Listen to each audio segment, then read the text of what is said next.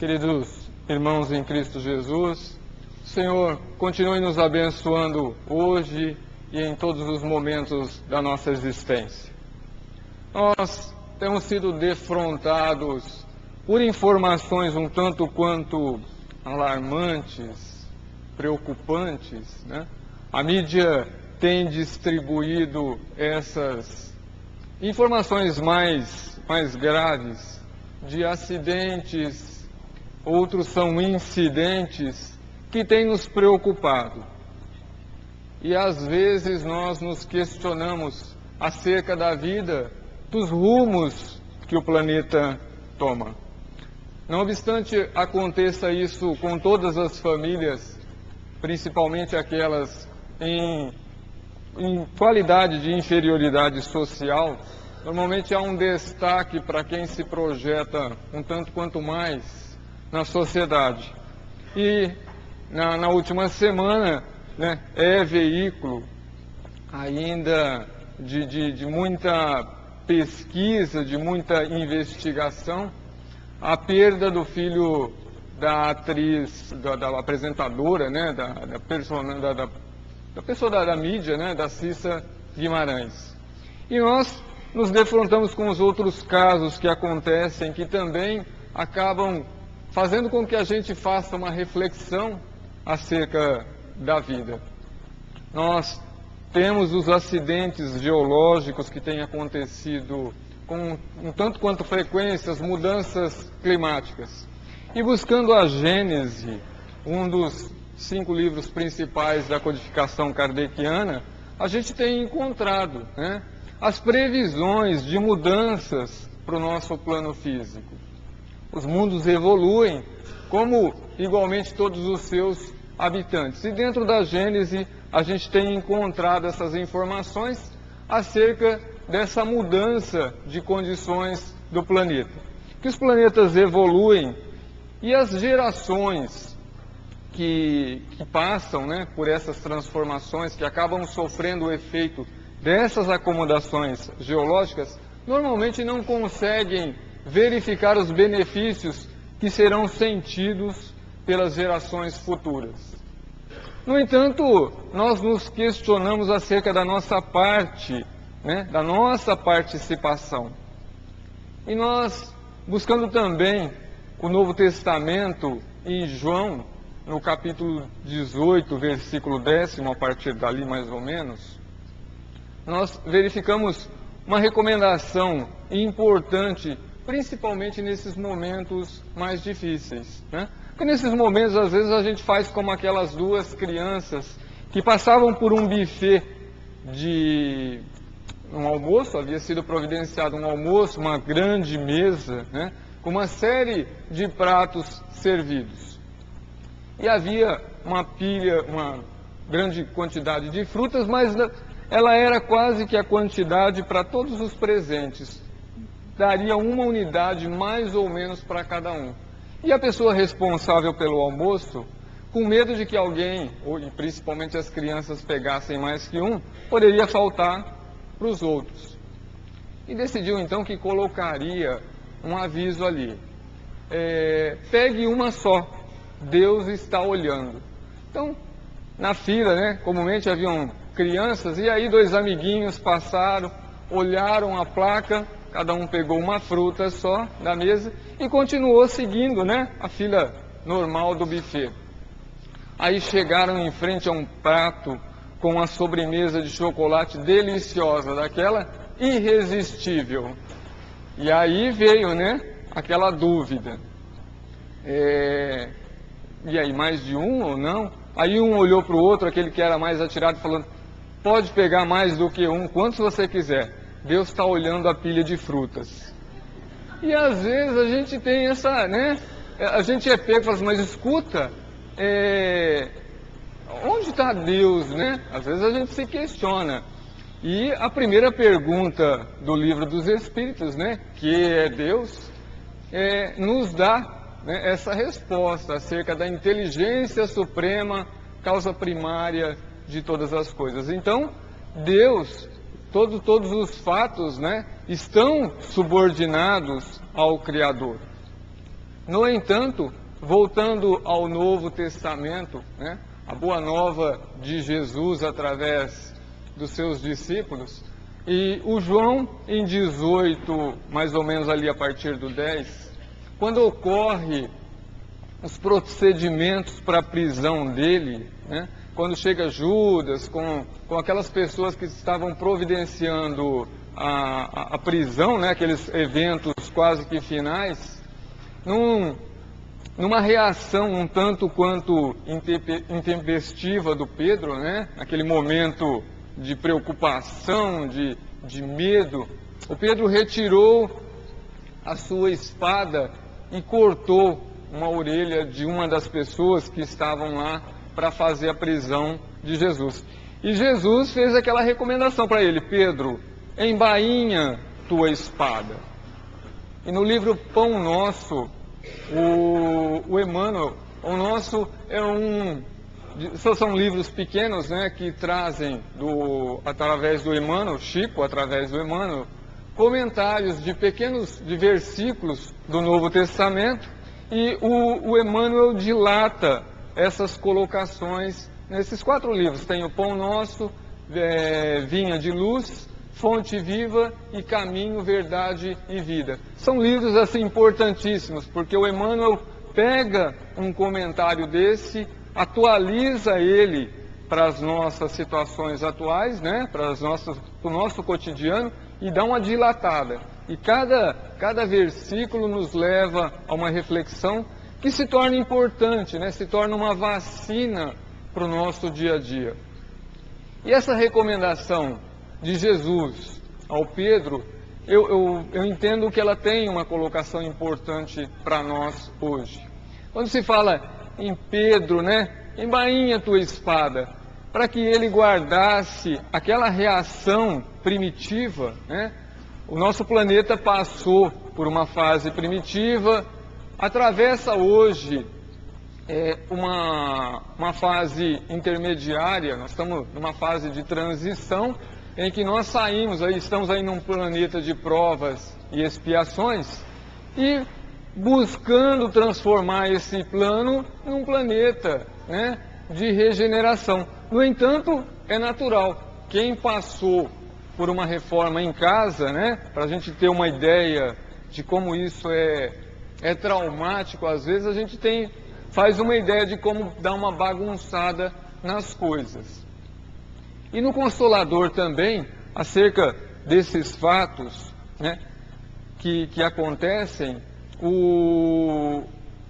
os encarnados, quando decidiram, tinham uma série de dúvidas, tanto no campo científico, da ciência, quanto da filosofia e da religião, e por volta de 1938,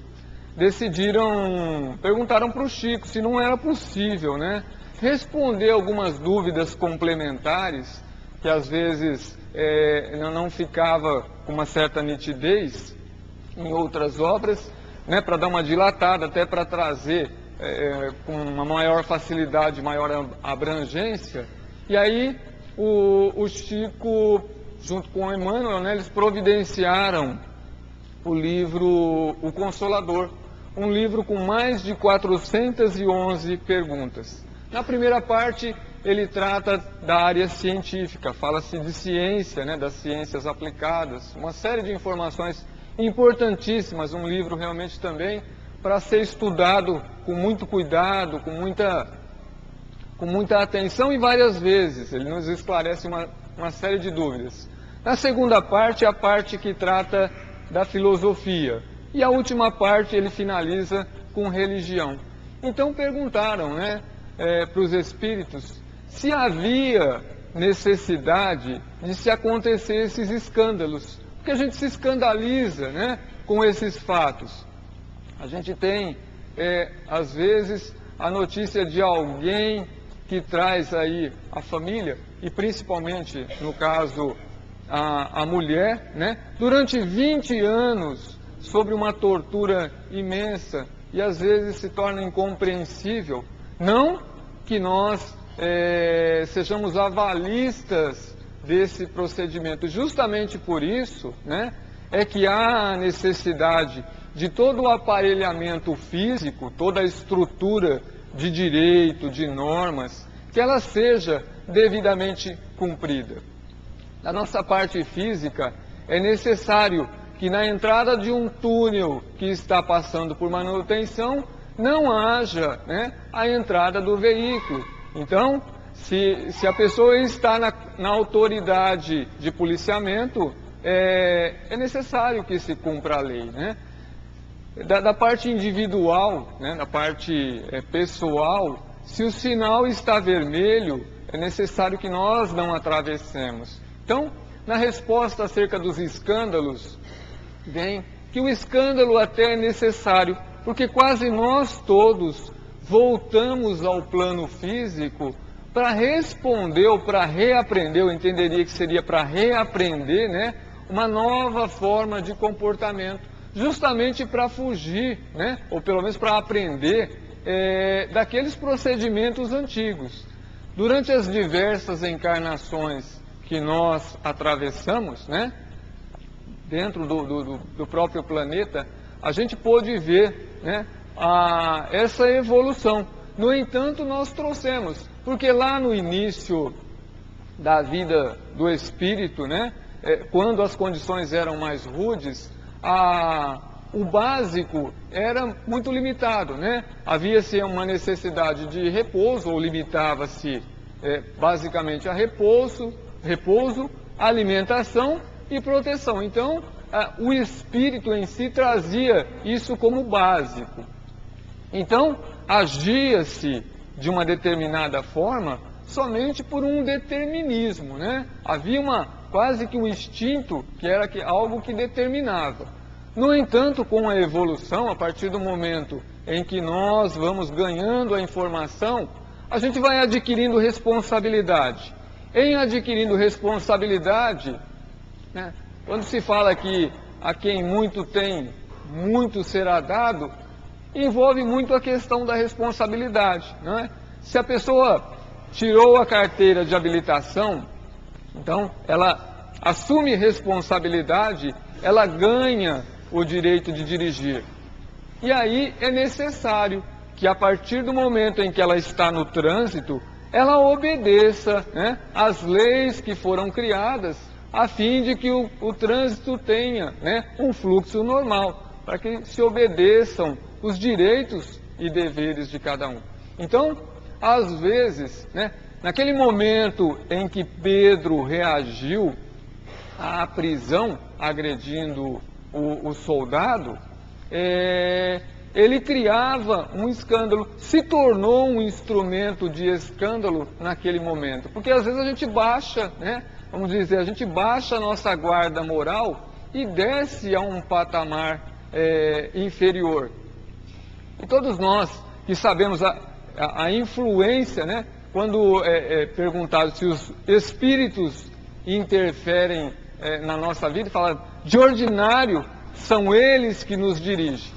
No entanto, não é que eles nos induzem, porque às vezes a gente, né, coloca, mas então foi o espírito, né, que fez isso, que me obrigou. Não, na realidade ele encontrou, né, uma ressonância, encontrou um retorno, né, quando nos buscou o pensamento. Então, havia talvez a necessidade ou o desejo de se cometer um crime, e quando se apresentou as condições, né, através desse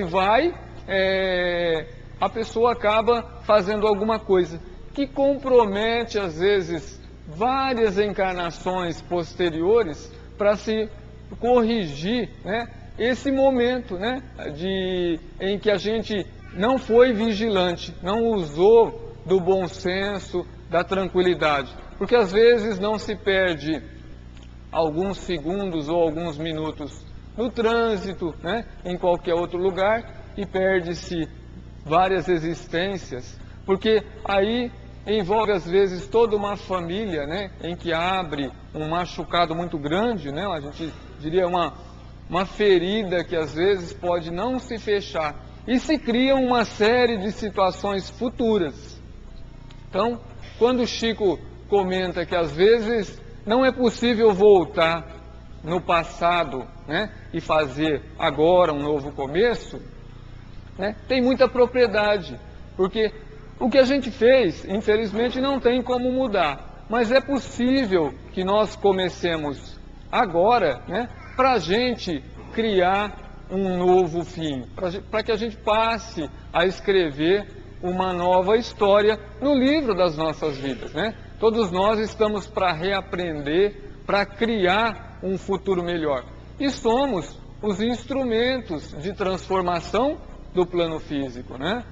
E temos que obedecer. Nós, particularmente brasileiros, a nossa legislação é uma legislação bastante completa, né?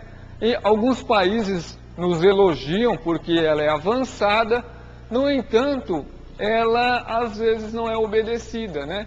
E quando a gente extrapola essa legislação que dita, né, direitos e deveres, a gente acaba se tornando às vezes o instrumento de um escândalo. E aí, a gente buscando também no Evangelho segundo o Espiritismo, no capítulo 5º, nós vamos encontrar algumas explicações, né, acerca justamente dessas dificuldades. O capítulo 5º fala em bem-aventurados os aflitos. E aí se cita, né, a justiça das aflições, em termos da supremacia divina em torno de todos esses acontecimentos. E é importante essa nossa participação no dia a dia, né? Particularmente a gente cita as casas espíritas, no entanto, existem uma série de pessoas, espíritas ou não, e às vezes juntos, né, que exercem conjuntamente uma série de providências para que se diminuam, né, essas desigualdades, essas aflições que geram uma série de dificuldades para todos, de todas as camadas sociais. Nós tivemos um relatório acerca das desigualdades, né, que existem, e se não me engano, nós, brasileiros, com toda a riqueza que nós temos no país, nós ainda somos um país que está em terceiro ou quarto, se não me engano, acho que o quarto lugar nas desigualdades sociais, né, no nível de desigualdade social. Então, o nosso trabalho de buscar, né, diminuir essas dores, essas dificuldades, e os estudiosos que verificaram, disseram que há uma probabilidade muito grande que ainda mais 2 ou 3 gerações das crianças que são filhos desses pais que hoje atravessam, às vezes, uma dificuldade muito grande, particularmente nas nossas regiões mais afastadas do Nordeste, em regiões que sofrem dificuldades, né, maiores do que a nossa, de que daqui 2 ou 3 gerações essas crianças repitam determinados comportamentos que comprometem, né, a qualidade de vida do planeta. Então, daí a necessidade realmente de nós buscarmos, ainda que seja através de gestos pequenos, né, que a gente trabalhe localmente, que a gente busque estender as nossas possibilidades. Quando a gente participa de uma promoção de qualquer casa espírita, né, é uma participação na pizza, é a divulgação de um livro, né, é o consolo de alguma pessoa, nós estamos trabalhando para diminuir justamente essa diferença social e cultural que existe. E nós, ainda do ponto de vista físico, né, temos, normalmente a gente avalia ou valoriza tudo aquilo que tem etiqueta e preço, né? Às vezes existem coisas muito simples que nós não valorizamos, ou dependendo do contexto em que seja colocado. O jornal Washington Post resolveu fazer uma pesquisa acerca de marca, né, de etiqueta, de preço, como é que as pessoas reagiam a esse respeito. E acho que por volta de 2007, a um importante violinista, Joshua Bell, e ele havia feito uma apresentação alguns dias antes, num salão importantíssimo de música em Nova York. E aquela seria uma manhã extremamente comum, né? Ele, próximo de uma estação de trem, tirou o violino dele e começou a executar canções lindíssimas de violino. E, né, como estava naquele momento da correria, a gente imagina aquele horário das 7h30 às 8 horas, que a gente vê o nosso trânsito, todo mundo querendo chegar, aquela dificuldade de acesso, né? Quem sai da BR para conseguir acessar Washington Luiz, era aquilo mais ou menos no contexto do pedestre, né? Próximo de uma rodoviária. Então, aquela loucura, poucas pessoas o reconheceram naquele momento, e muitas poucas pararam, né? Alguns instantes. A pessoa com o celular na mão, no ouvido, o outro com um sanduíche, um copo de café na mão, todo mundo naquela correria. E não levaram em consideração que alguns dias antes ele havia tocado, né, executado obras lindíssimas também, como naqueles 45 minutos que ele ficou ali, poucas pessoas deram atenção, que ele havia executado obras lindíssimas a um preço exorbitante que ia, dependendo do lugar, de 100 a $1.000, num salão importantíssimo em que as pessoas disputaram o ingresso. E naquele momento em que era feito aquilo de graça, né, uma cultura ali próximo à estação, ninguém valorizou. E isso, né, nos Estados Unidos, onde acontecem problemas também, né? A gente viu um assalto de alguém, né? Quando a gente olha, às vezes, os escândalos que acontecem aqui, nós vimos também um escândalo, alguém vestido com aquela roupa do Lord Darth, acho que é Darth Vader, que chama da Guerra nas Estrelas, né? A pessoa entrou com a fantasia daquela também e assaltou, não sei se era um banco, o que era lá também. Então, essas coisas têm acontecido lá também, né? Esses escândalos. E, no entanto, né, quando a gente tem, às vezes, as oportunidades de grandes conquistas em momentos em que elas são de graça, a gente não valoriza. E aí a gente começa, né? Uma manhã linda de sol, às vezes a gente não para avaliar a grandeza do Criador nas suas infinitas perfeições, né?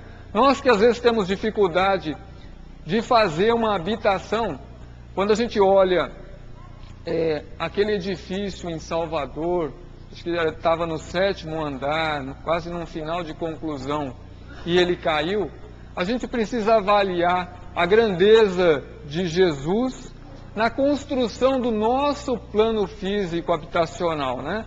Tudo na natureza com uma sequência grandiosa, obedecendo uma série de princípios, né?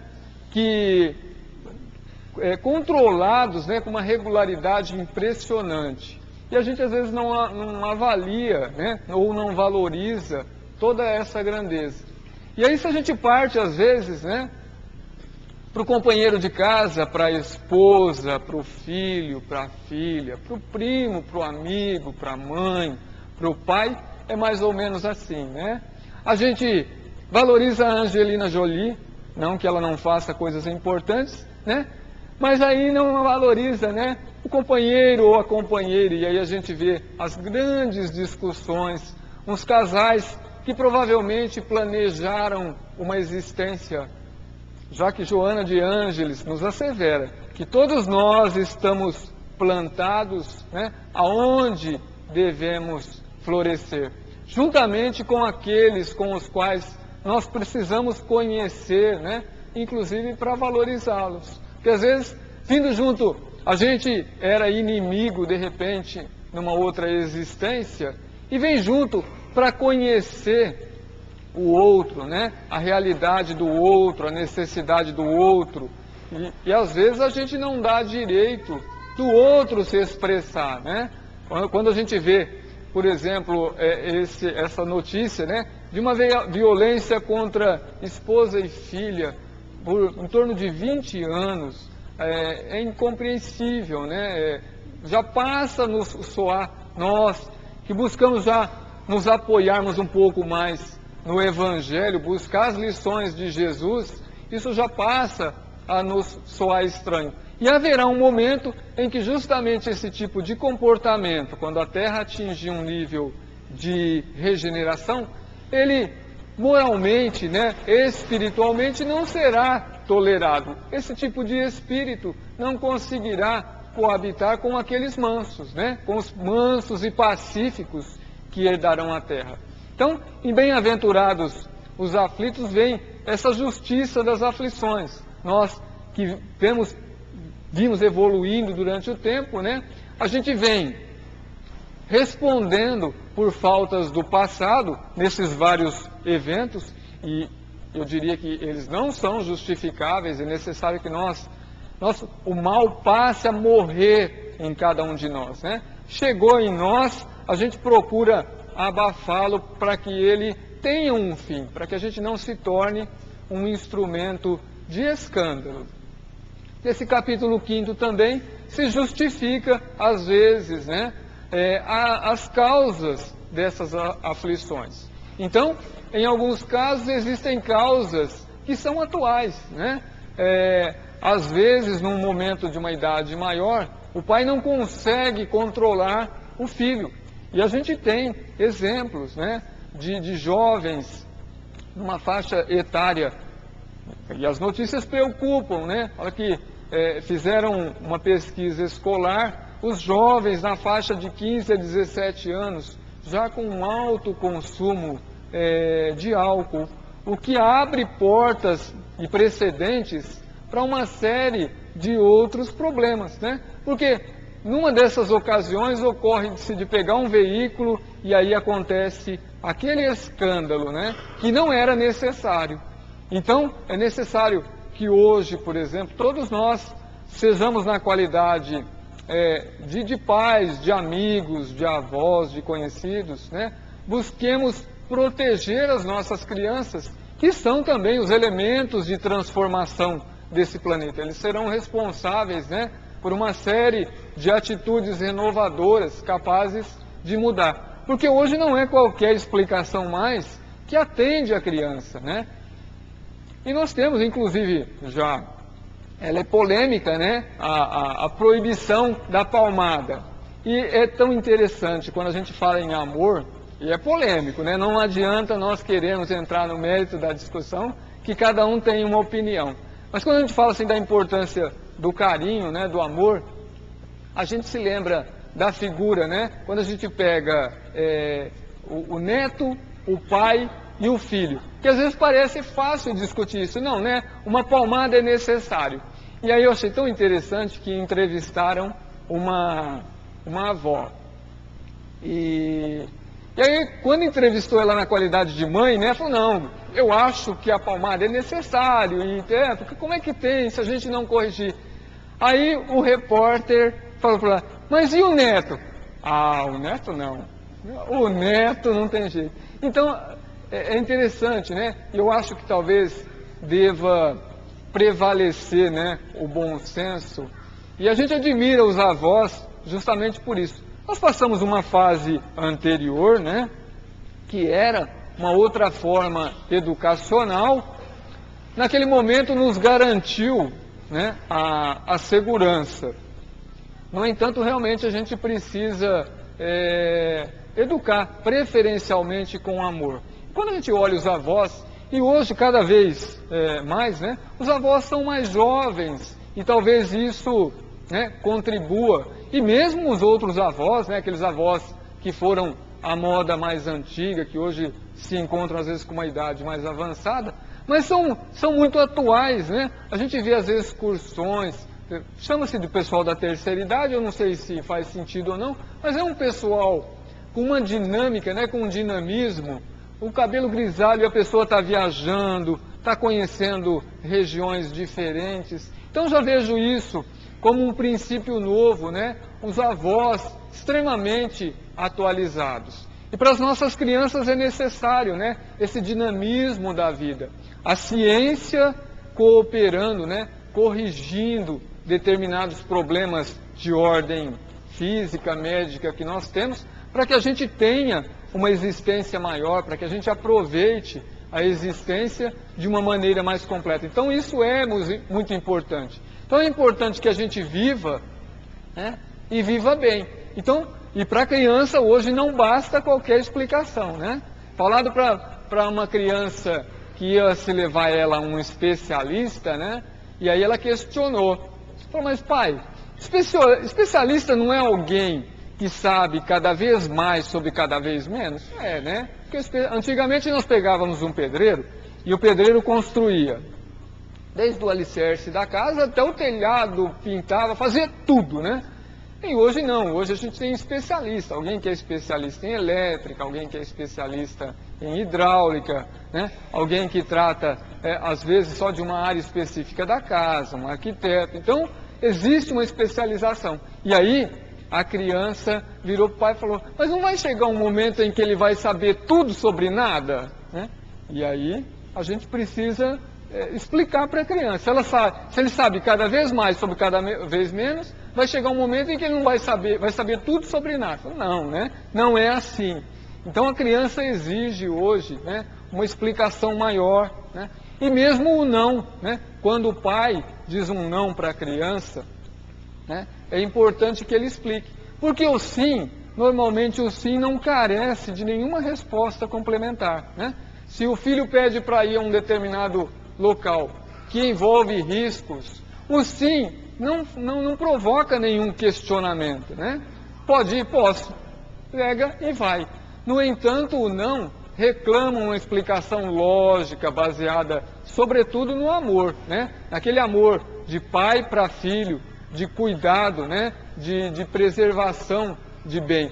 E no cotidiano também, né? Não funciona mais o não faça o que eu faço, né? Faça o que eu digo, mas não faça o que eu faço. É importante o exemplo.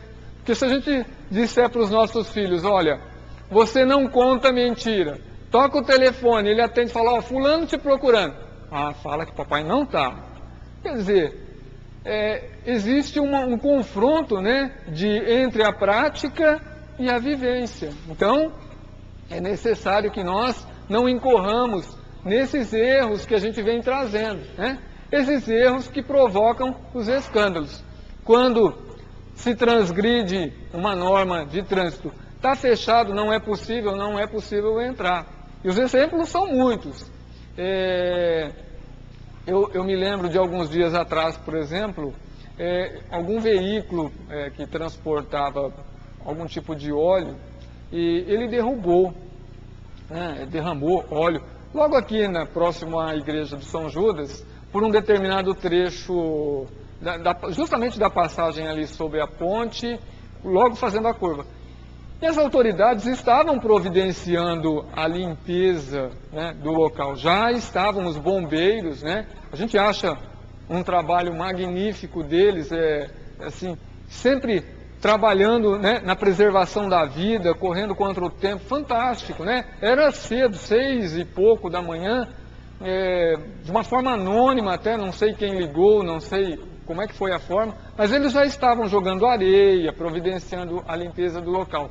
Haviam distribuído cones de proteção e, no entanto, alguém com um veículo, né, aparentava ser alguém já esclarecido, ainda tentava adentrar a área de limpeza com um veículo, contornou os cones e insistiu.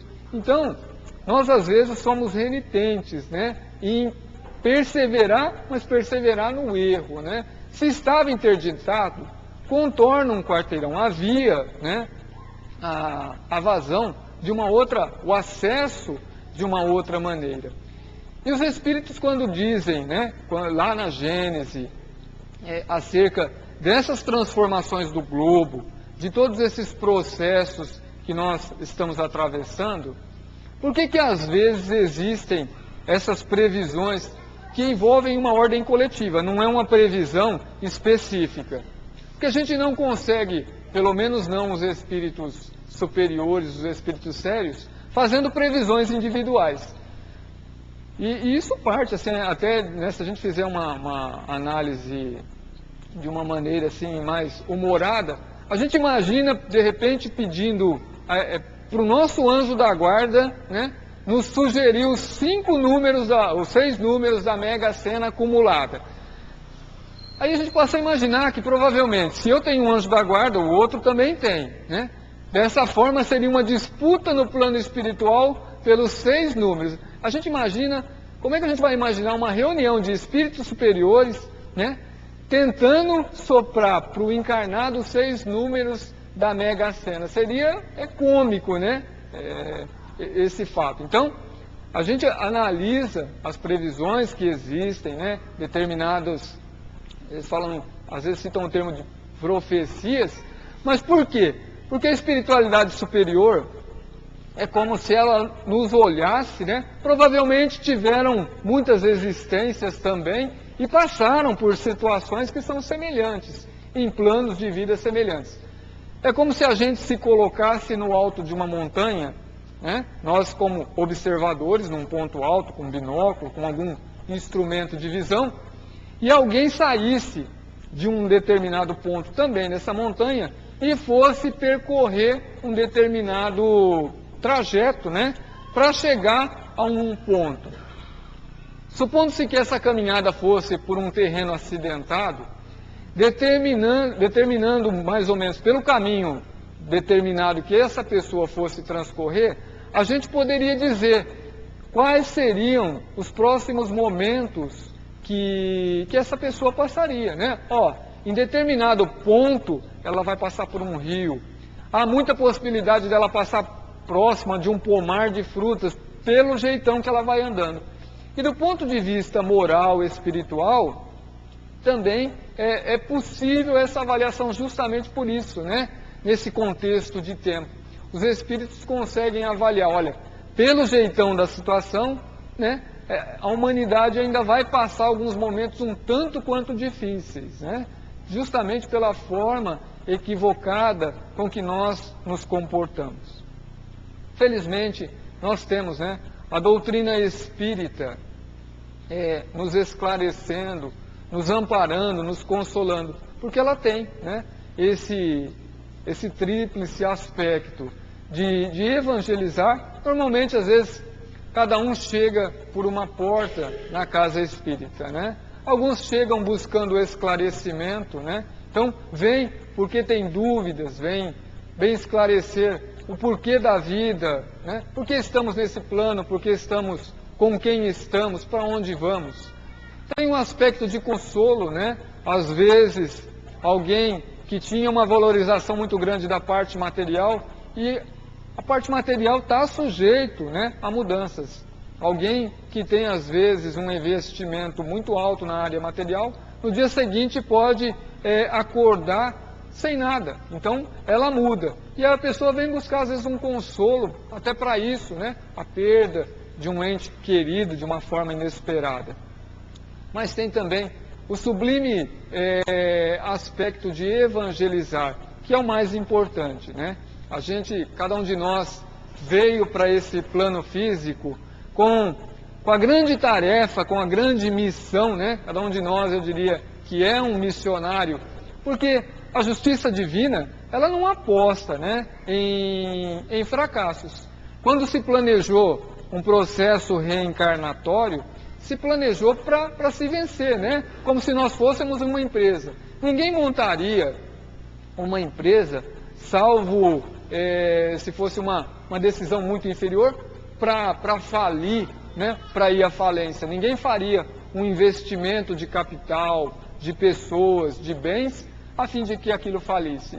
E se nós pensarmos isso no aspecto da inteligência suprema do universo, causa primária de todas as coisas, nós temos que entender que há uma justiça e há um investimento de alto custo, né, em cada existência nossa. Hoje, por exemplo, antigamente os casais tinham mais filhos, né? Hoje os casais têm menos filhos.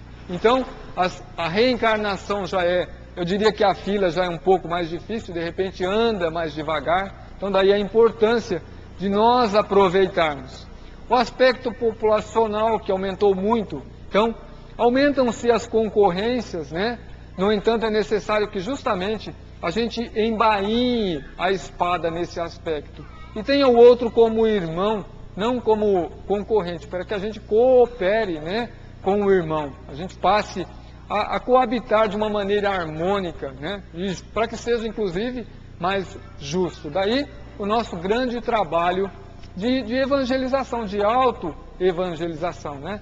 Amar ao próximo como a nós mesmos. Então, daí, quando a gente busca acender uma pequena luz, ainda que ela seja diminuta, a gente acaba melhorando, né? Clareando, proporcionando um pouco de luz para aquele ambiente no qual nós estamos inseridos. Então, não é necessário que nós sejamos alguém, né, de alta projeção social. É importante aquela participação, ainda que diminuta nossa, é a migalha de amor que cobre a multidão de pecados, né, das dificuldades que nós trazemos. Para finalizar, né, é muito interessante, sempre me tocou, sempre de uma maneira muito forte, a expressão de uma mãe, quando a gente fala da migalha de amor que cobre a multidão de pecados, né? E sempre o universo feminino, que é muito sensível. Havia uma mãe que tinha perdido, né, dois filhos em São Paulo e não encontrava, né, explicação isso há muito tempo atrás.